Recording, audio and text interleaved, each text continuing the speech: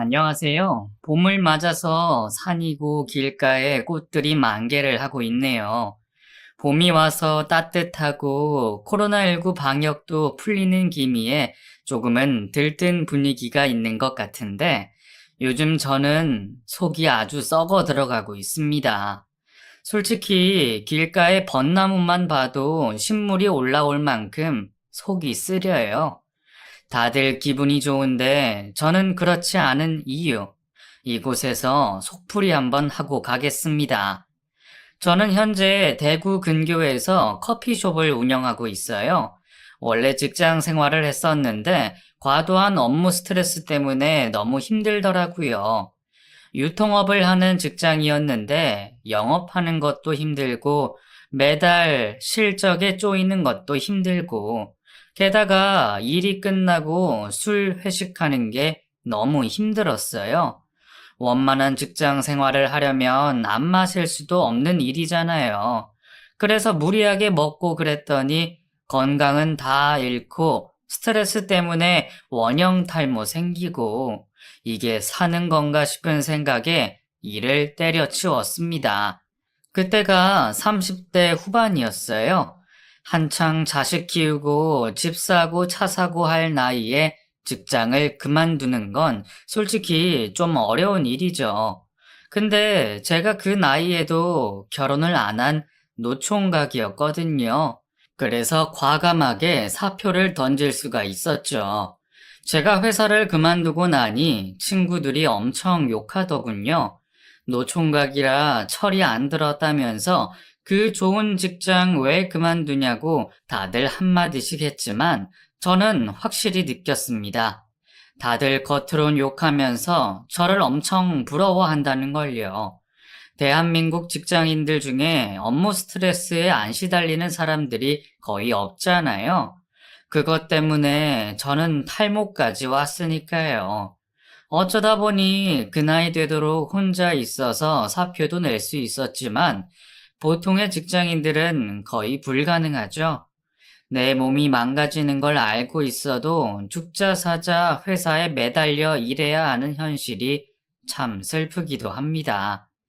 건강을 계기로 일을 그만두기는 했는데 저도 먹고 살아야 하는 건 있으니 새로 일을 하긴 해야 했어요. 뭘로 먹고 살아야 하나 고민을 하는데 와, 직장 생활은 다시 하고 싶지 않더군요. 배운 게 도둑질이라고 일자리를 알아보니 죄다 하던 일 쪽으로 걸리는데 그건 진짜 하기 싫었거든요. 그래서 내 장사를 한번 해봐야겠다는 생각을 하게 됐습니다. 요새 코로나19 때문에 자영업도 진짜 힘들잖아요. 그래도 제가 자영업을 해야겠다고 생각했던 7, 8년 전에는 지금보다 나은 상황이었으니까요.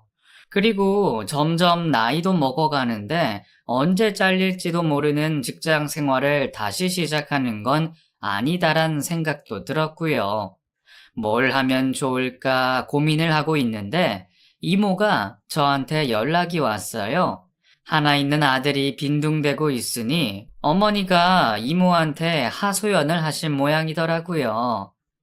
종혁아, 너 요즘 논다며? 아, 이모, 노는 건 아니에요. 재충전하고 있어요. 재충전 같은 소리 하고 있네. 그게 백수지. 너 잔말 말고 내일 이모 가게로 와. 예? 이모 가게로? 이모는 대구 근교에서 큰 커피숍을 운영하고 계셨어요. 결혼 후에 계속 장사를 하시던 분이라 장사 수완이 꽤 있으셨는데 이모가 변경하는 업종마다 유행을 해서 늘 돈을 잘 버셨거든요. 그러다 보니 외가 쪽 식구들 중에서는 제일 잘 사는 사람이었고요. 그런 이모와 달리 저희 엄마는 장사할 성향이 아니시라 평생 아버지 벌어다 주시는 돈으로 살림만 하시며 사셨는데 부모가 같은 사람인데도 그렇게 성향이 다르더라고요. 어쨌든 이모가 오라고 하셔서 오랜만에 드라이브도 할 겸 이모 가게를 찾았고 늦은 오후인데도 카페에 사람이 꽉 차 있는 걸 보게 됩니다. 와, 이모, 이 시간에도 사람이 진짜 많네? 가게 문 열기 전부터 사람들 줄 서 있어. 이모, 진짜 돈 많이 벌겠다. 그러니까 너도 이런 거 해. 내가 도와줄 테니까. 뭐? 이모가 대뜸 카페를 차려보라고 하더라고요. 엄마가 갑자기 백수가 된 저 때문에 이모한테 앓는 소리를 많이 했다면서요. 나이가 적은 것도 아닌 놈이 그렇게 무대포로 직장을 그만두면 어떡해? 네 엄마 간 작은 거 알면서 남들은 장가도 가서 손주도 턱 안겨주고 그러는데 너는 가라는 장가는 안 가고 직장을 때려치우냐? 아, 이모. 그러니까 네 엄마 걱정 그만 시키고 이모 말 듣고 장사해봐. 이모가 너 팍팍 밀어줄 테니까 무조건 가게 오픈해. 알았지? 이모가 확신에 차서 말씀하시는데 면전에서 안 한다고 못하겠더군요.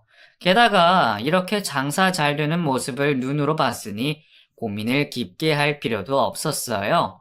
그래서 알겠다고 하고 그날부터 카페 창업을 준비하기 시작했어요.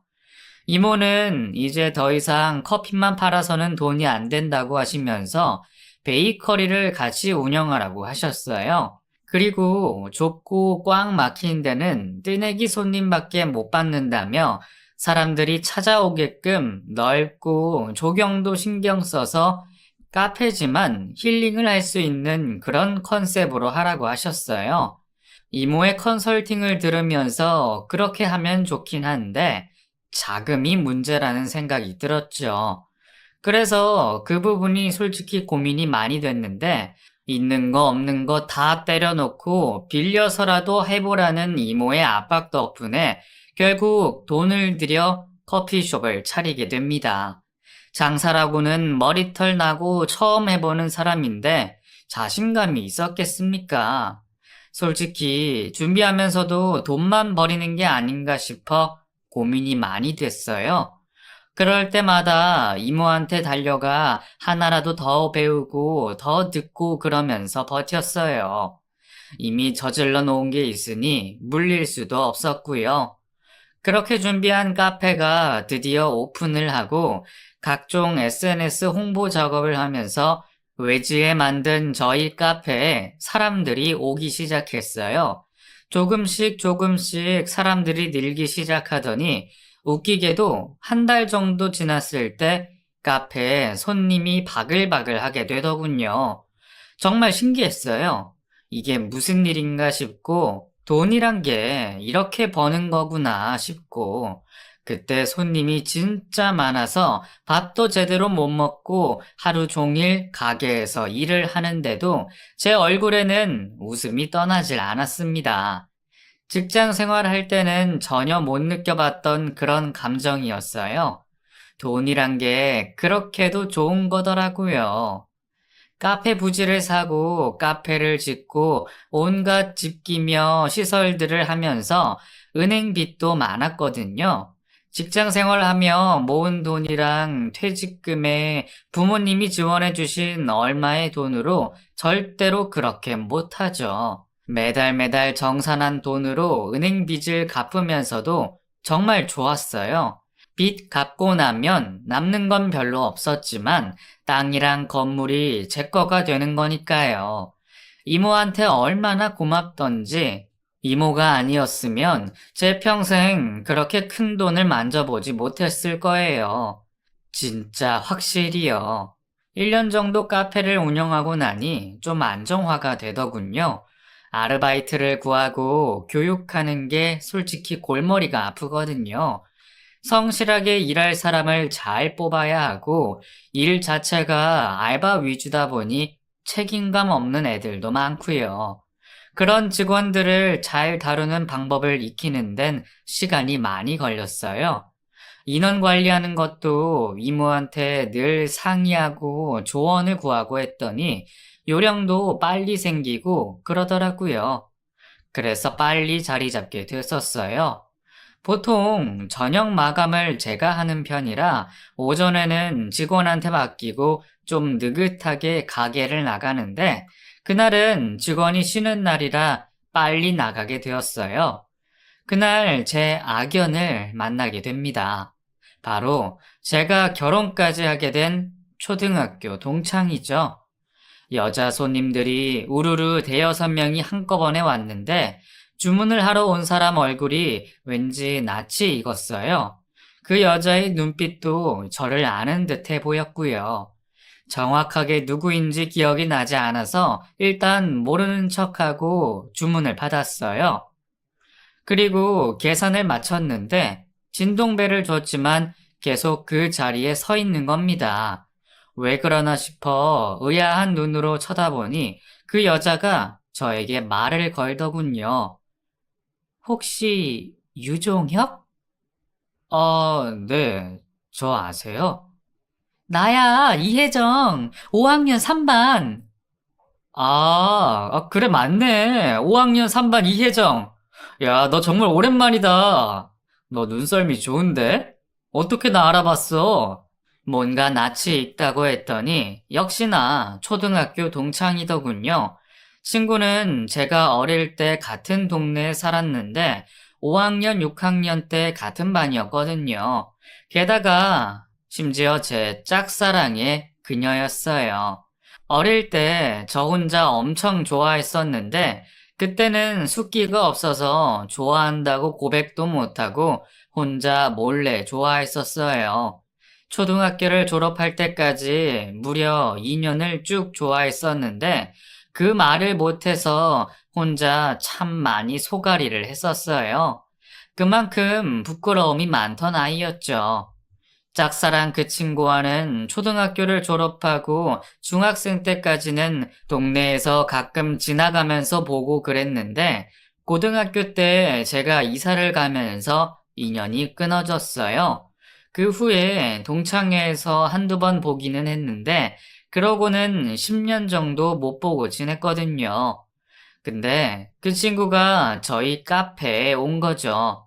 가만히 보니 그 친구도 얼굴에 나이가 들었더군요. 하지만 예전에 제가 좋아했던 그 얼굴도 있었어요. 문득 옛날 생각에 기분이 이상해졌죠. 친구는 일행들이랑 같이 왔다면서 오늘은 짧게 인사를 하고 다시 카페를 찾아오겠다면서 저에게 명함을 주고 갔습니다.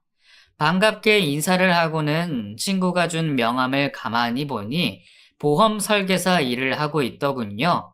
연락이 끊어진 동안 어떻게 지냈는지 궁금했어요.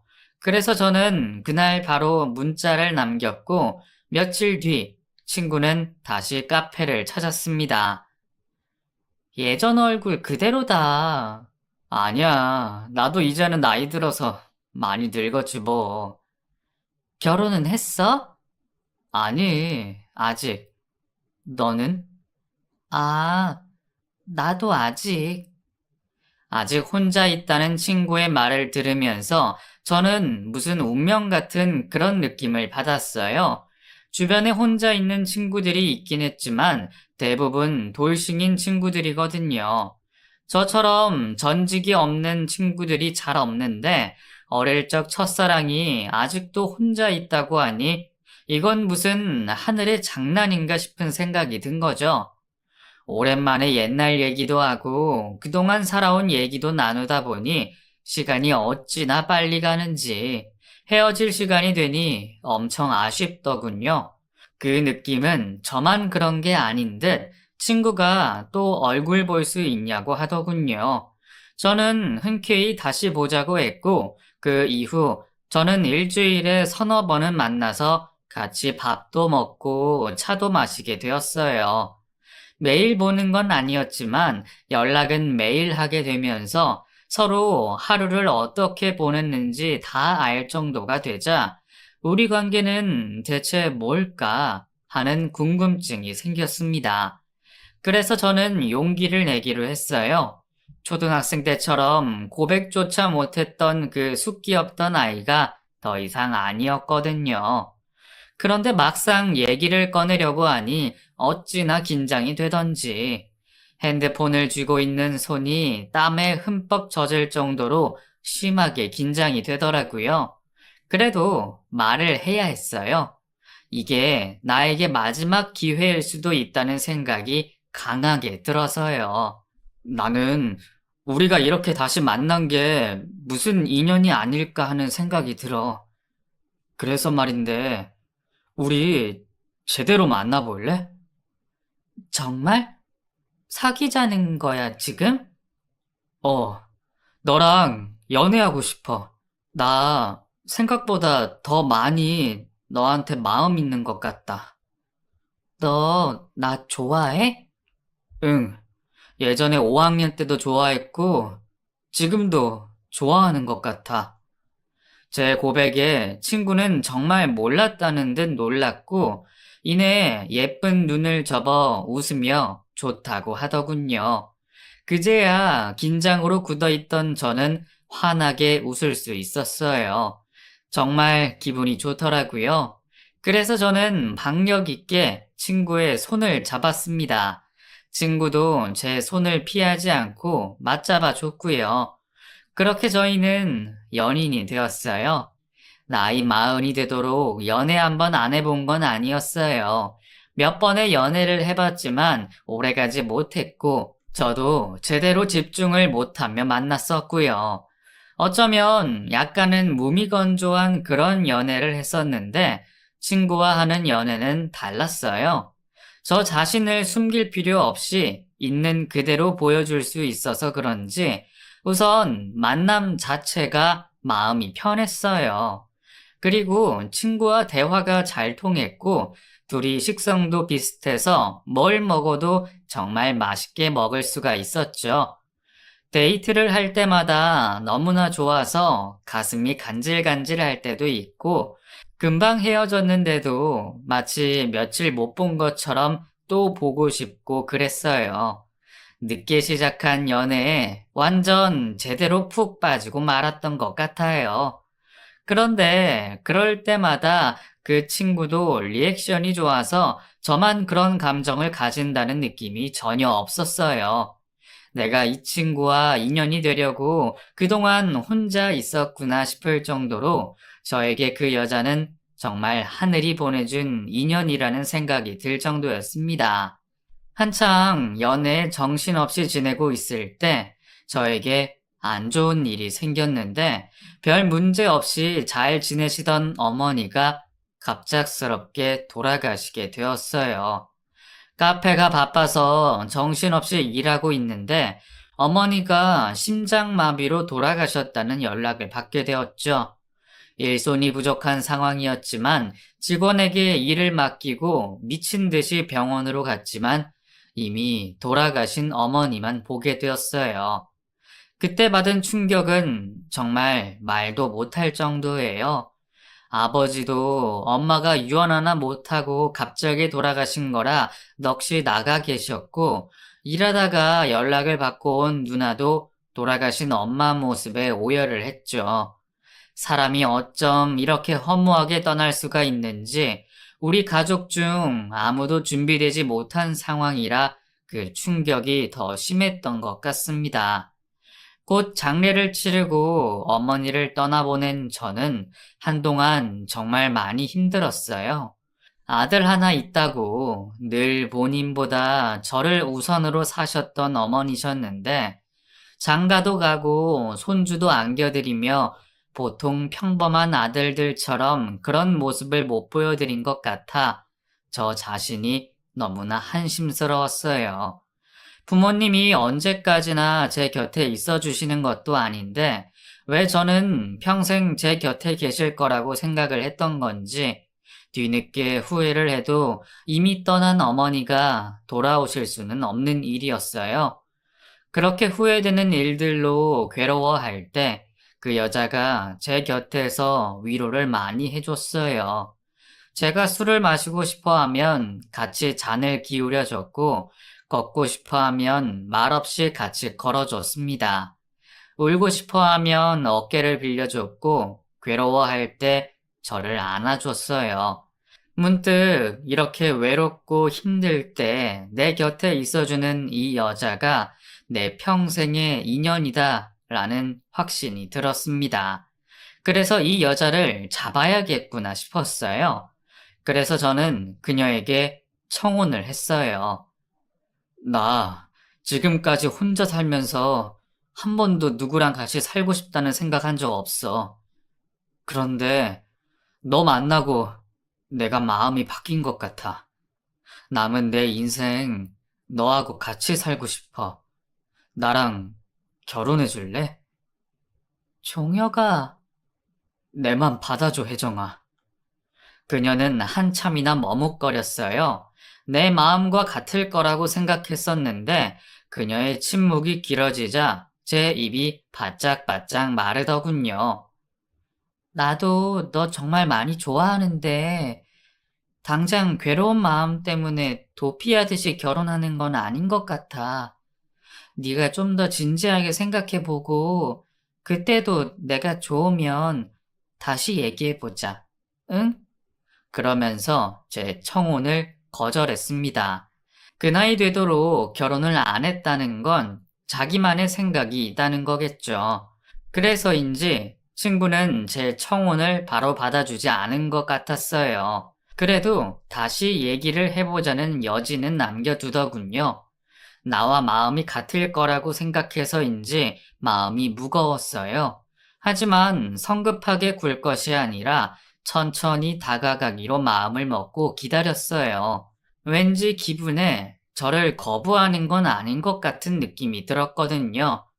그리고 왠지 이 여자와 결혼할 수 있을 거라는 알 수 없는 확신도 있었고요. 제가 연애하는 건 카페 직원들이 다 알고 있었고, 그게 이모 귀에도 들어간 모양이었어요. 이모가 연락이 오셔서 사귀는 사람 한번 보자고 하더군요. 엄마가 돌아가시고 이모에게 많은 부분 의지하고 있었기에 제가 사랑하는 사람 소개해드리고 싶은 마음이 있었는데 잘 됐다 싶더군요. 그래서 그녀와 함께 이모를 찾아뵀어요. 같이 맛있는 것도 먹고 대화도 나누면서 좋은 시간을 보냈는데 그렇게 만남을 가진 이후에 이모가 저한테 슬쩍 물어보더군요. 혹시 너한테 보험 들라는 말은 안 하디? 응? 보험? 그런 말 없었는데? 아, 그래? 혹시나 걱정돼서 너한테 무슨 의도 가지고 접근한 건 아닌가 해서. 에이, 이모 왜 그래? 혜정이 그런 애 아니야. 그냥 노파심에 물어본 거야. 둘 다 진심이면 다행이고. 이모는 그때 무슨 느낌이 있었던 건지 그런 질문을 했고, 저는 펄쩍 뛰면서 아니라고 했어요. 뭐 때문에 그렇게 그 여자를 믿었던 건지 모르겠지만, 저에게 있어서 그 여자는 계산적인 사람이 아니었기에 나를 속일 리가 없다고 맹목적으로 믿고 있었죠. 나중에 뒤통수 제대로 얻어맞을 것도 모르고 무조건 내 사람이다. 그러면서 그녀를 믿었어요. 카페는 여전히 성업이었고 저와 그 여자의 연애 전선도 이상이 없던 어느 날 전 세계를 마비시킨 코로나19라는 바이러스가 창궐합니다. 아직도 우리를 괴롭히고 있는 이 바이러스 때문에 한동안 카페도 문을 닫아야 하는 지경이 됐어요. 내부적인 문제 때문도 아니고 전염병 때문에 카페에 사람이 뚝 끊어지니 정말 미치겠더군요. 직원만 해도 3명, 알바도 6명이나 쓰던 카페에 직원 1명, 알바 3명만 남기고 모조리 일을 그만두게 했습니다. 그 친구들에게 정말 미안했지만 운영이 안 되니 별 수가 없더라고요. 그렇게 위기를 맞으면서 그 여자와 함께 지내는 시간이 더 늘었어요. 직원과 알바를 줄여서 제가 거의 카페에 있어야 했기에 저를 보러 그 여자가 자주 왔었고, 그러다가 일손이 부족하면 그 여자는 팔을 걷어붙이고 일을 도와줬죠. 그 여자는 센스가 있어서 일을 금방 배웠고 분위기가 카페와 어울려서 그런지 손님들도 그 여자를 좋아하는 것 같았어요. 같이 일하고, 같이 쉬고, 같이 밥도 먹으면서 정말 같이 살면 좋겠다는 생각을 하게 됐고, 저는 그 여자에게 한 번 더 청혼을 하게 됩니다. 한 번 거절을 받았기 때문에 자신은 없었어요. 그냥 그랬으면 좋겠다는 생각으로 말을 꺼낸 거였는데 의외로 제 청혼을 받아주는 겁니다. 나도 이렇게 너랑 같이 있어 보니까 마음이 편하고 좋은 것 같아. 그래서 너랑 살아도 되겠다는 생각이 들어. 정말? 정말이야, 혜정아? 응, 우리 결혼하자. 그 여자의 입에서 결혼하자는 말이 나오자마자 저는 환호성을 질렀어요. 너무 기다리던 말이라 그런지 오히려 믿기지가 않더군요. 몇 번이나 그녀에게 확인을 했고 그때마다 결혼하자며 제가 듣고 싶은 말을 해주더군요. 결혼을 하기로 결정이 나자마자 혹시나 말을 번복할까봐 바로 결혼식을 추진했어요. 코로나 바이러스 때문에 예식장을 잡을 수도 하객을 초대할 수도 없는 상황이라 가게에서 저희끼리 소수의 관객만 초대해 결혼식을 올렸어요. 장인 장모님이 되실 두 분은 해외에 계셨기에 불참하셨고, 저희 아버지와 이모들, 친한 친구 몇 명만 초대해서 간소하게 결혼식을 올렸는데, 저는 오히려 진짜 축하해줄 사람들만 모였기에 더 좋은 느낌이었어요. 파릇파릇 젊을 때 결혼식을 하는 것도 좋겠지만, 인생은 어느 정도 살고 여생에 대해 생각할 수 있는 나이에 하는 결혼식도 너무 좋았습니다. 그 여자의 얼굴이 20대처럼 탱탱한 건 아니었지만 깊어진 눈빛이 더 분위기 있고 좋았어요. 정말 결혼식 날 그 모든 것들이 너무나 잘 어울렸고 웨딩드레스를 입은 그 여자의 모습이 너무나 아름다웠어요. 그렇게 저는 초등학생 때부터 혼자 짝사랑했던 여자와 결혼까지 하게 됐었어요. 정말 기분이 이상하더군요. 하늘이 맺어준 인연이 틀림없다는 생각도 들고요. 그 여자와 함께하는 하루하루가 정말 꿈만 같은 그런 날들이었어요. 저는 결혼을 하고 집의 경제권을 그 여자에게 모두 넘겼어요. 저희 부모님도 그러셨고, 제가 돈 관리는 잘 못하기도 했거든요. 게다가 아내가 보험업을 하고 있으니 저보다 경제관념이 더 있을 거라고 여겨서 그렇게 했어요. 처음엔 그 여자도 경제권을 안 받으려고 하더라고요. 왜 나한테 다 맡겨? 네가 번 돈은 네가 관리해. 네가 그동안 힘들게 번 돈이잖아. 우리 이제 부부잖아. 너랑 나 이제 한 배 탔다고. 그러니까 내가 너 믿어야지. 너도 나 믿고. 그거야 당연한 건데. 고마워, 종혁아. 우리 행복하게 잘 살자. 남들보다 늦게 시작했으니까 더 행복하게 살아야 해. 알았지?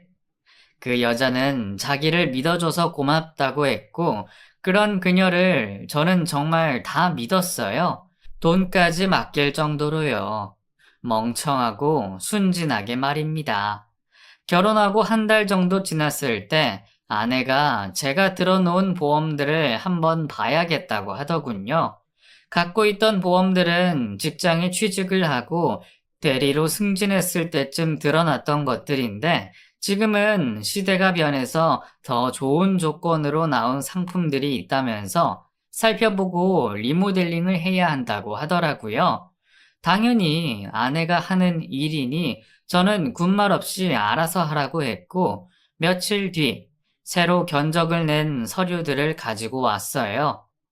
이거랑 이거는 보장이 너무 적게 잡혀 있어서 추가로 넣어야 하는 거고, 우리 노후 때문에라도 연금보험도 하나 넣어야 될 것 같아.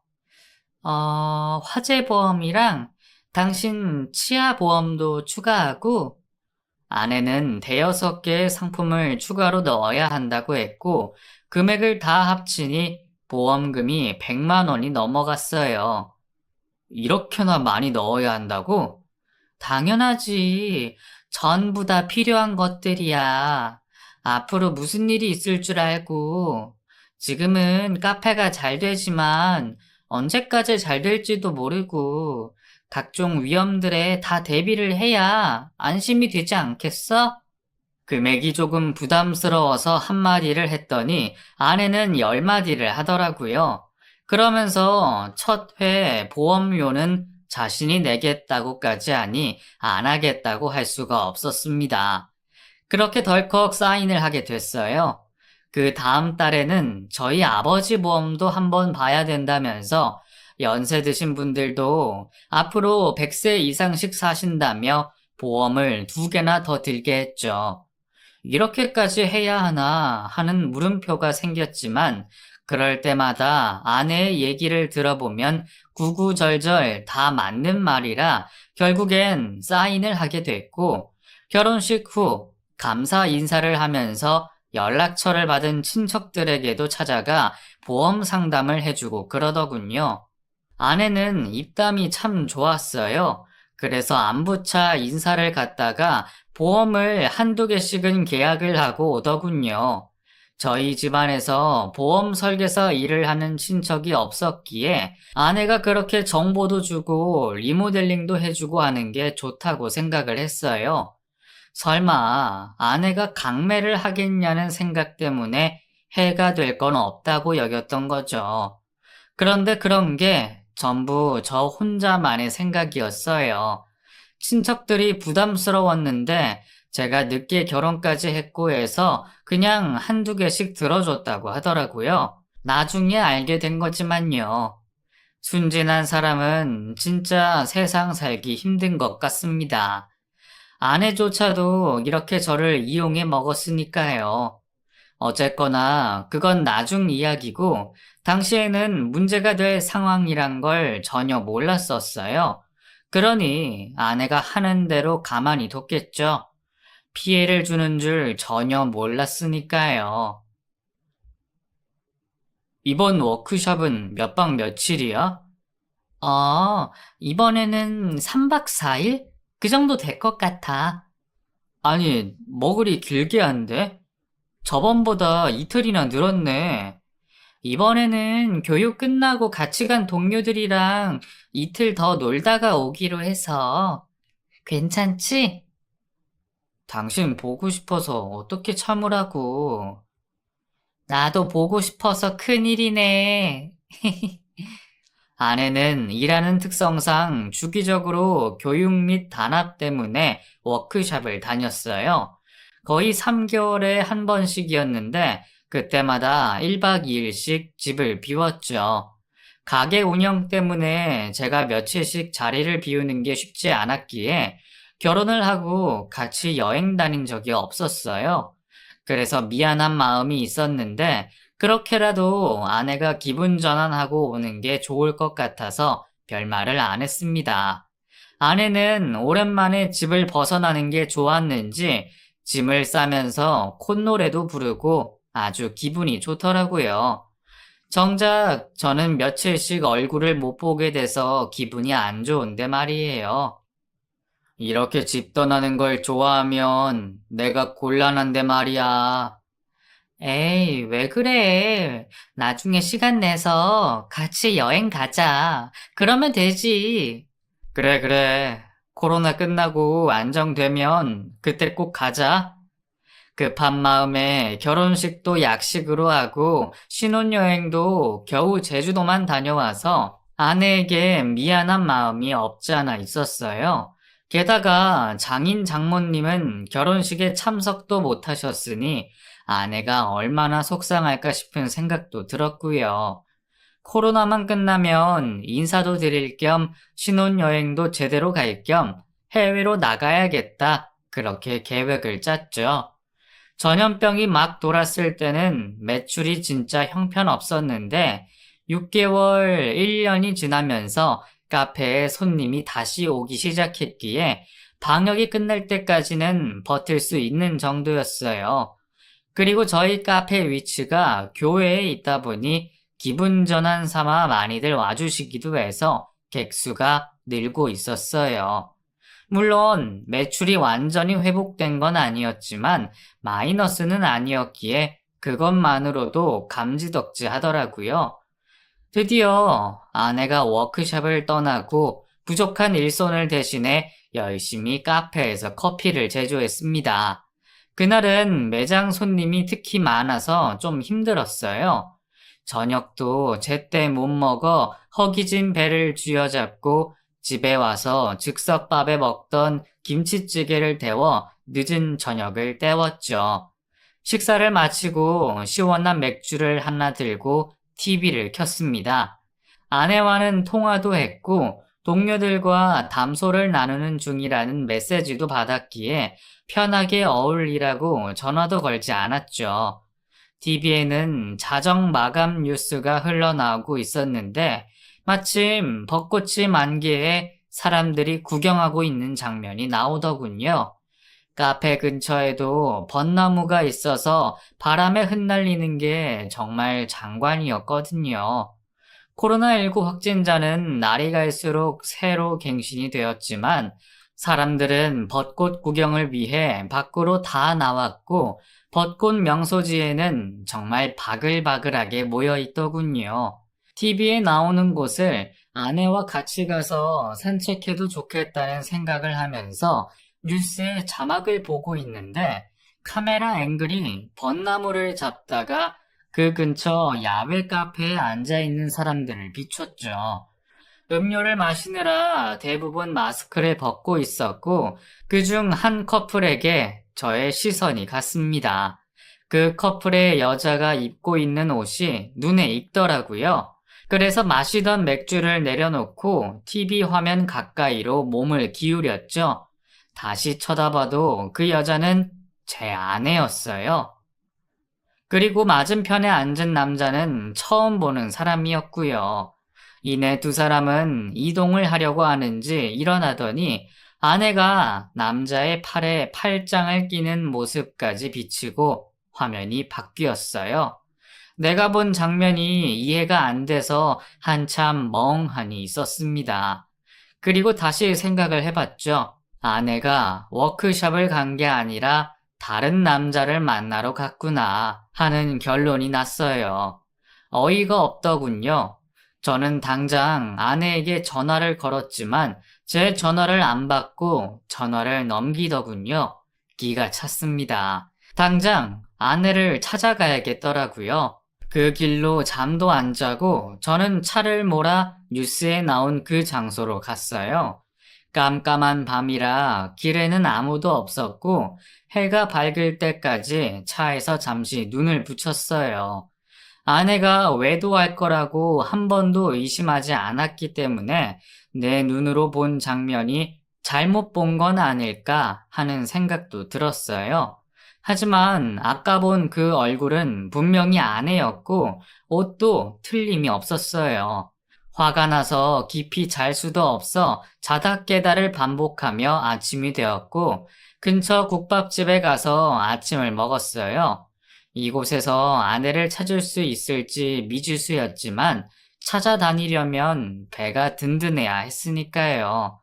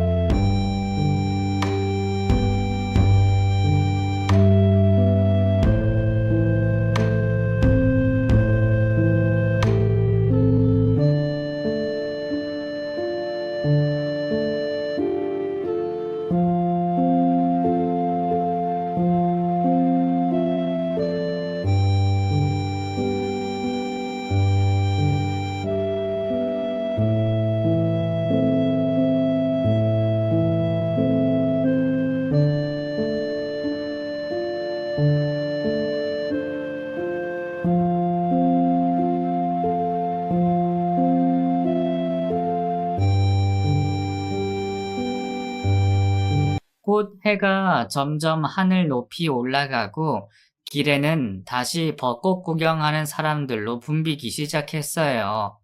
설마 어제 그 장소에 다시 나타날까 싶은 의심이 들었지만 어디로 가야 할지도 몰랐기에 그 카페를 찾아서 사람이 잘 보이는 곳에 자리를 잡고 앉았어요.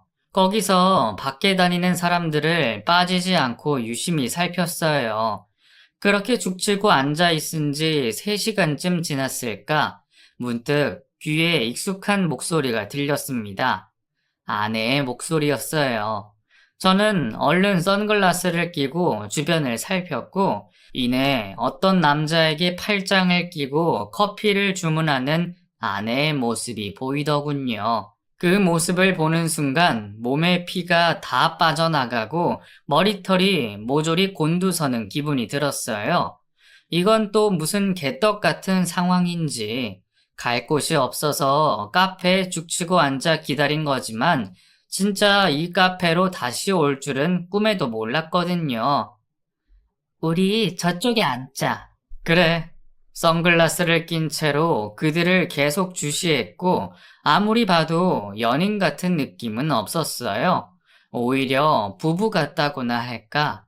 이해가 안 되는 장면에 헛웃음이 계속 나왔습니다. 더는 두고 볼 수가 없어서 그 테이블로 갔어요. 테이블 앞에 멈춰서서 선글라스를 벗자 내 얼굴을 알아본 그 여자가 사색이 되더군요. 어머, 너 여기 어떻게?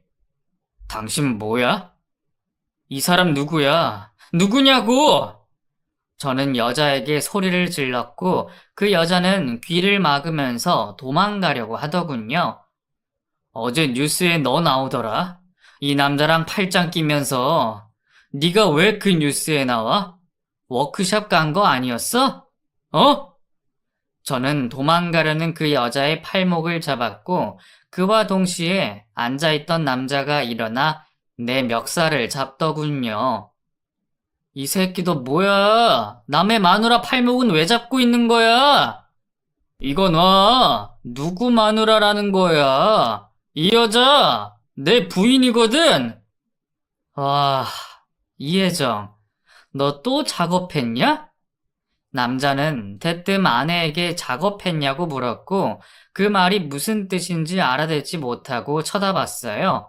상황이 어떻게 돌아가는지 상황 파악이 되지 않아 어리둥절하고 있는데 그 남자가 갑자기 아내 머리칼을 잡더니 뺨을 왕복으로 때리더군요. 갑작스런 상황에 카페 안은 비명소리가 나고 남자 손님들이 와서 말리고 난장판이 됐습니다. 남자는 아내를 계속 때리려고 붙들고 저는 그런 아내를 제 뒤로 숨겨주고 아주 영화에서나 보던 일들이 벌어졌죠. 한참 엎치락 뒤치락을 하다가 경찰이 왔고 저희는 다 같이 경찰서로 가게 됐어요.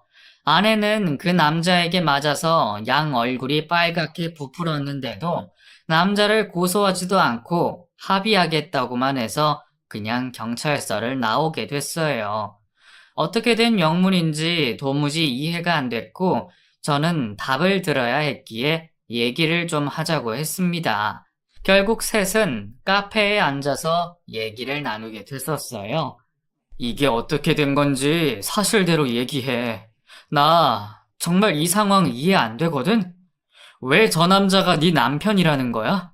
너 나랑 결혼식 올렸잖아. 하! 제 말을 듣고 있던 남자가 저를 비웃더군요. 그러더니 빨리 이실직고 하라면서 아내를 윽박질렀어요. 종혁아, 미안해. 미안하다는 말로 시작된 그 여자의 이야기를 들으면서 정말 기도 안 차더군요. 저와 결혼한 그 여자는 이미 결혼을 한 상태였어요. 네, 제가 유부녀와 결혼을 했던 거더라고요. 남편이 일 때문에 해외로 나가 몇 년 한국을 떠난 사이에 우연히 저희 가게에 왔다가 저를 발견하고는 처녀 행세를 하며 연애도 하고 결국 결혼식까지 했던 거였어요. 너 제정신이야? 어떻게 결혼식까지 올릴 생각을 해? 네가 계속 결혼하자고 했잖아. 그래서 한 거지. 여자는 코로나 때문에 사람들이 모일 수 없다는 걸 악용해서 저를 이용해 먹으려고 겁대가리도 없이 결혼식을 올렸더라고요.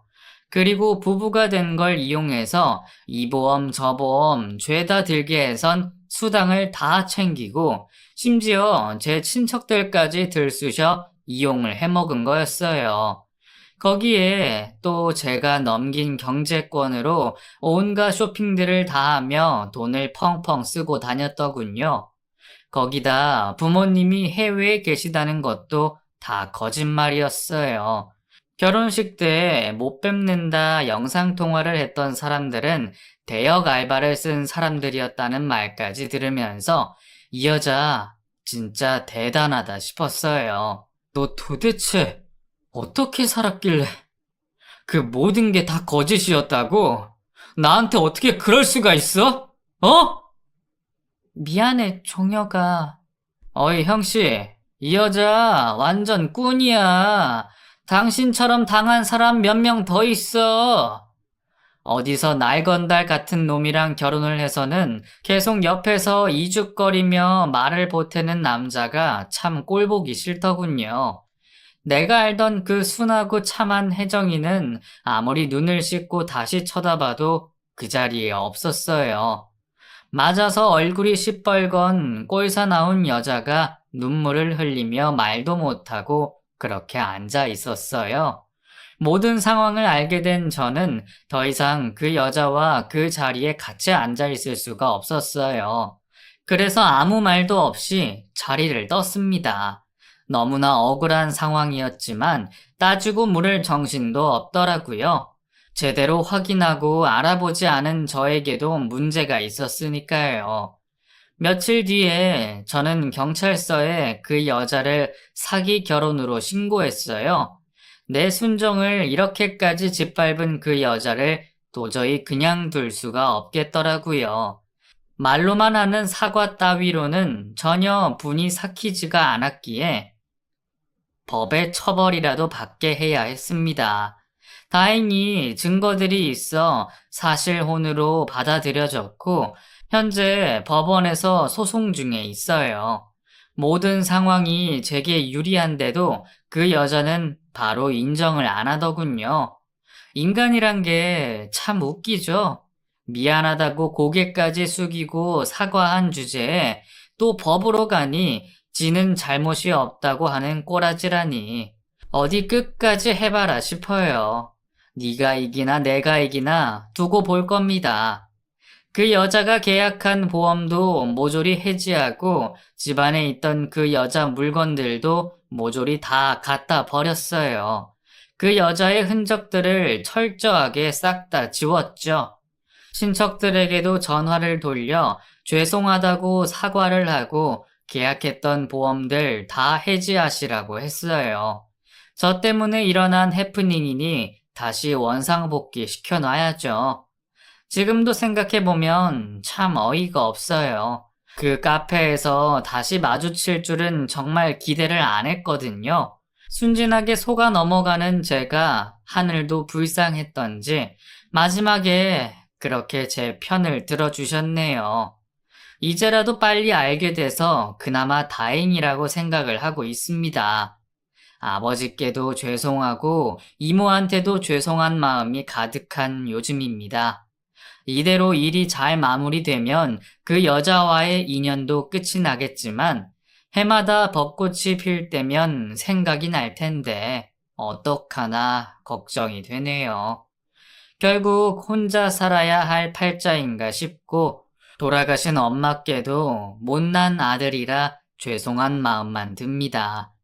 당분간은 카페 일에 전념하며 텅텅 빈 통장을 다시 채워 넣을 생각입니다. 저에게 카페가 있어서 얼마나 다행인지 몰라요. 제 이야기는 여기까지입니다. 긴 글 읽어주셔서 감사합니다. 구독자분들도 사람 조심하세요. 작정하고 속이려고 하면 못 당합니다. 감사합니다.